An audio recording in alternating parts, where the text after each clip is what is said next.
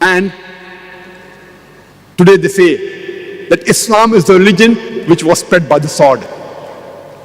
A very good reply is given by Zakir Naik in his book, Islam at the Crossroad, on page number 8.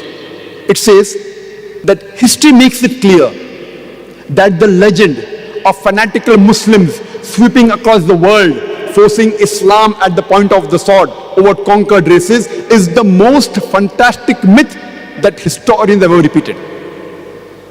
Zakir Naik is a very famous historian. He says that history makes it clear that the legend of fanatical Muslims forcing Islam at the point of the sword over conquered races is the most fantastic myth that historians have ever repeated. We Muslims, history tells us, ruled Spain for about 800 years.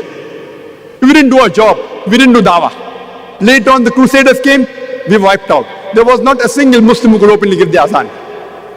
We Muslims, we have ruled the Arab lands for the past 1400 years.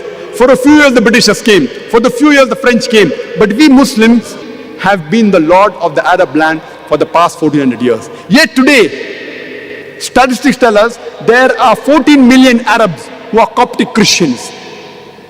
Coptic Christian means Christians since generations. If we wanted, we could have converted every Arab into Islam by the point of the sword. We didn't do it. These 14 million Coptic Christians in Arab land, they are bearing witness, they are giving shahada that Islam wasn't spread by the sword. We Muslims, we ruled India for about 1,000 years.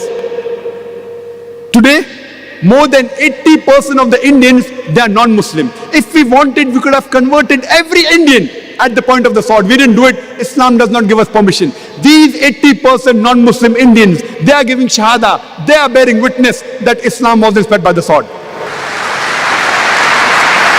Which Muslim army went to the east coast of Africa? Which Muslim army went to Indonesia, which has the largest population of Muslims? Which Muslim army went to Malaysia, which has more than 50% Muslim? Which army? Which sword? It is the sword of the intellect.